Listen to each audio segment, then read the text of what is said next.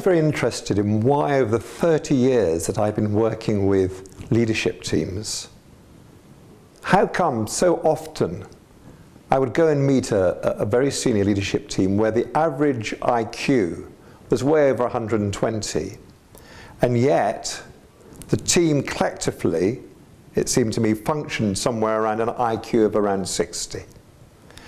And so what I developed was a whole model of the 5 disciplines of high-performing teams. And many teams are good at one of these, but very few are good at all 5. The first of the 5 teams is the commission. The commission is, are we clear about what our stakeholders are requiring from us? That may be the board, the investors, the customers, the communities in which we operate. So the commission comes from a number of sources, and you have to be very careful about the stakeholder you're not noticing. So for instance, BP didn't realize the fishermen of the east coast of America were an important stakeholder until it was too late. The second C is to clarify, because just receiving a clear commission from your stakeholders is not enough. A great team creates its own sense of collective endeavor. What are we here to achieve that we can't achieve by working in parallel? What's the KPIs of the leadership team? Not just our individual key performance indicators, but our collective goals. What are our collective roles? How do we not only run our functions, but contribute to the whole? So after commissioning, clarify. The third C is co-creation. If the commissioning is about the why we're here, the clarifying is, well, what are we going to do? The co-creation is about the how. It's about how do we work together in a way that is generative.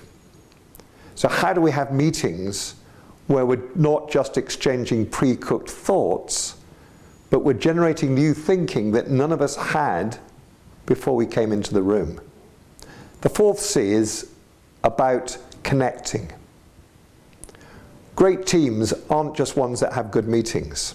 Great teams is as much about what we do when we're not together as when we are together. How do I, when I go and meet the different stakeholders, the employees, the customers, the investors, how do I carry the whole sense of the team with me? How do I become a transformational leader that represents the whole, not just my function?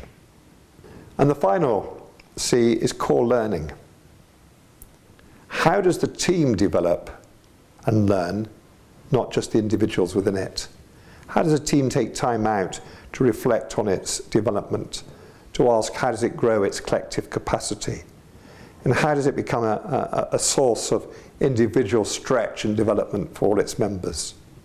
So in the book on leadership team coaching, I write not only about how leaders can develop those 5 C's within their own team, but also about how we can train team coaches to do team coaching, which isn't just about how the team connect together through relationship, but how do we create a team that can transform its business?